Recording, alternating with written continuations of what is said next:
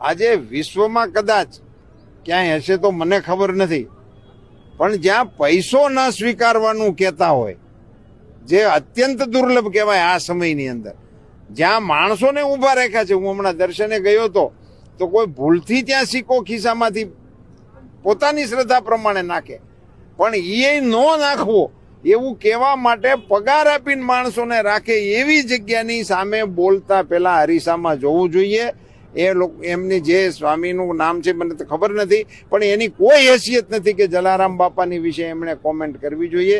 હું એની માટે મારી સખત નાપસંદગી વ્યક્ત કરું છું, એમની ઘોર નિંદા કરું છું અને આનાથી બચવું જોઈએ. અને એક વધારાની અપીલ કરું છું કે સ્વામિનારાયણ સંપ્રદાયના અન્ય સંતો અને જે અનુયાયીઓ છે એમણે આમની વિરુદ્ધમાં પગલાં લેવા માટેના પ્રયાસો કરવા જોઈએ.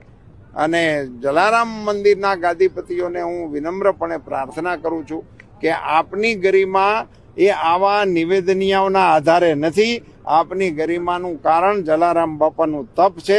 આપ એ ગરિમાને જાળવી રાખો એવી આપના સૌના ચરણોમાં નમ્ર પ્રાર્થના.